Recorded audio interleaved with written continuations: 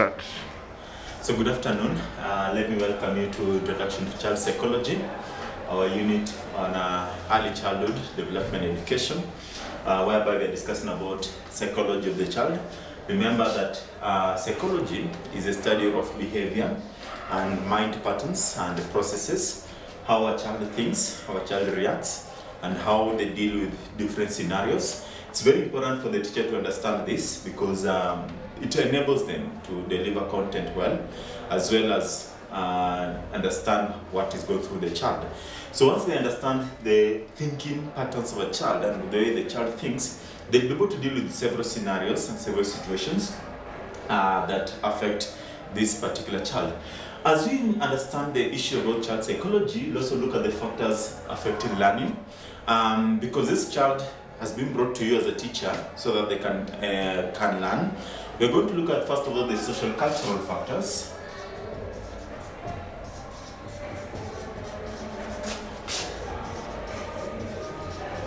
So social cultural comes from two basic words. The first one is social, which means the immediate environment or the environment around the child.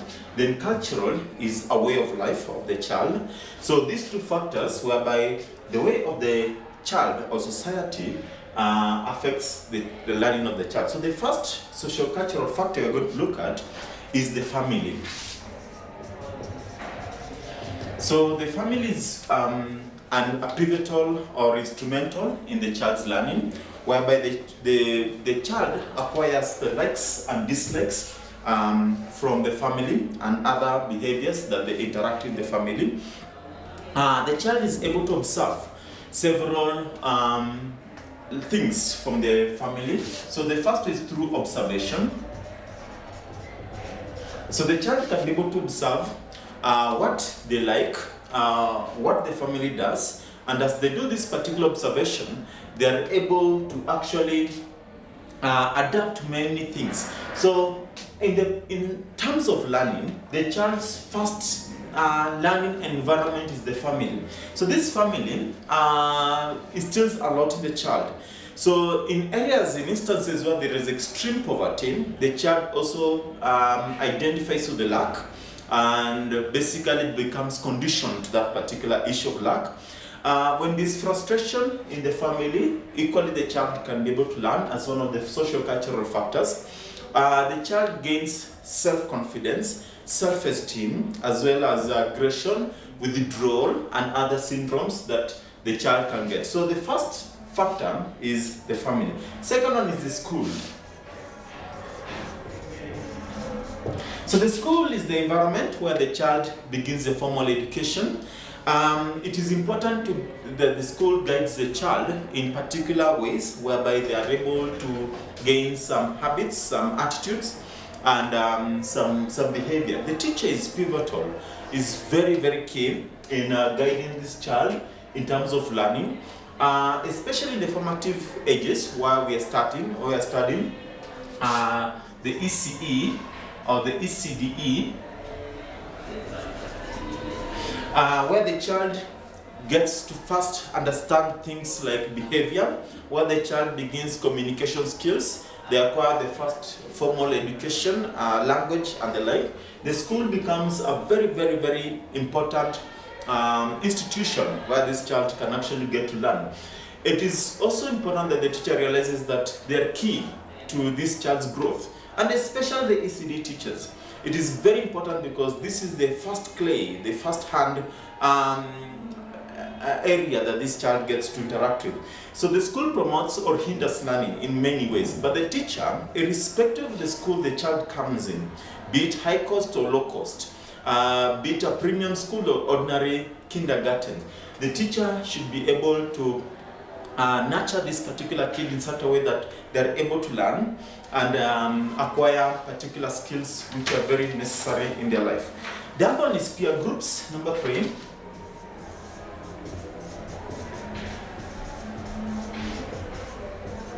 So peer groups are the children or the people the child associates with a lot. So peer groups influence the child in several ways. One is through their personality. If the child associates with children who are unruly, the child becomes unruly. If the peers are well behaved, well cultured, and intelligent per se, the child also benefits or gets some level of intelligence.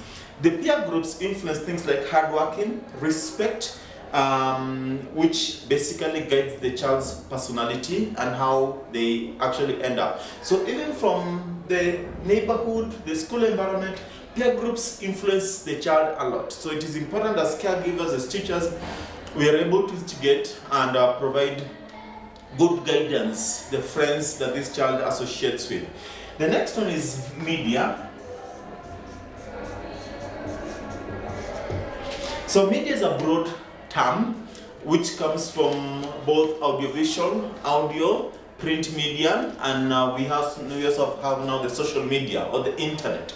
So the child also gets a lot of values from what they associate with, from the music they are able to listen to the programs they're able to watch, to the internet channels or websites they view, the sites they come across.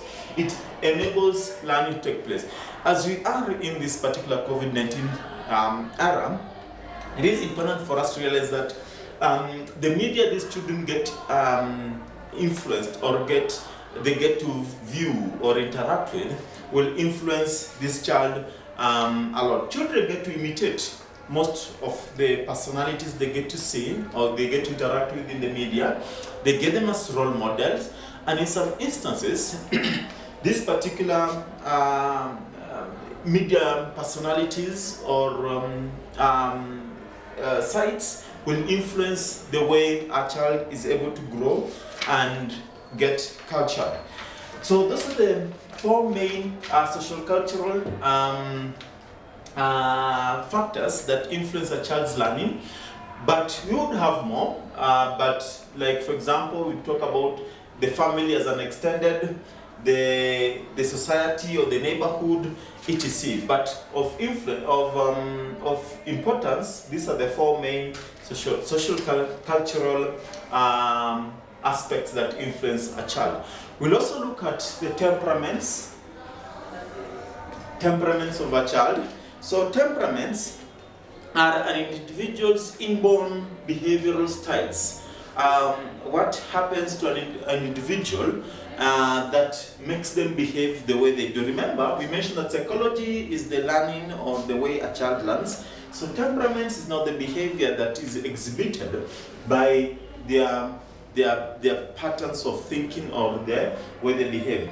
Ideally, we have four major temperaments in adults. We have the cholerics, we have the sanguines, the melancholic, and the phlegmatics. But in the case of children, we didn't speak about them in that particular perspective, but we'll narrow down to three main types of temperaments. The first one is easy to warm.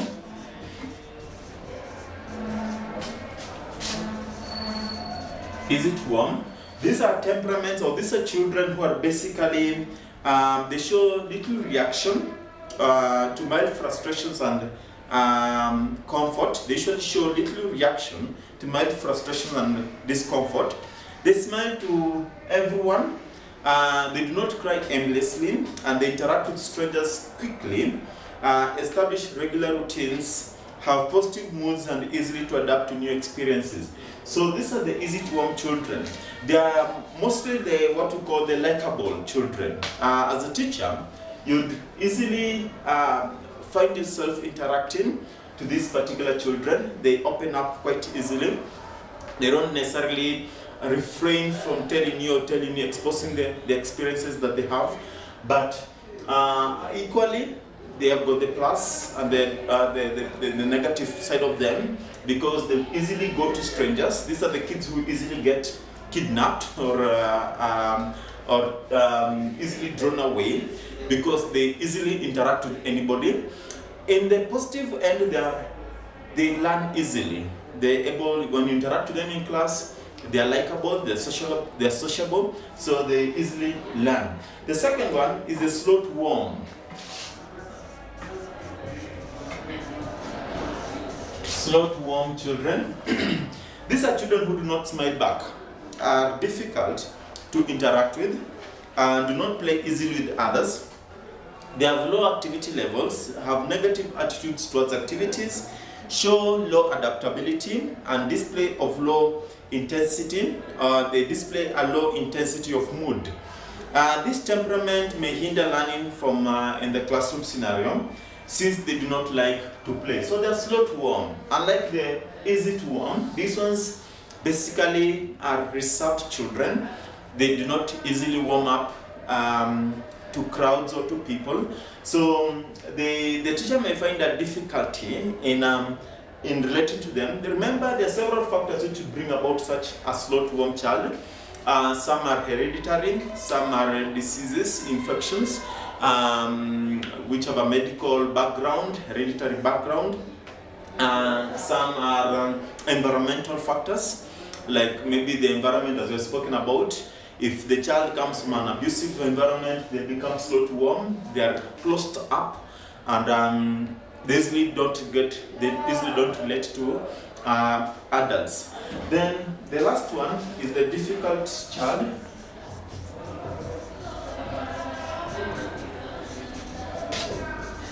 So the difficult child, they are children who cry a lot, are difficult to soothe, and do not easily adapt to new situations.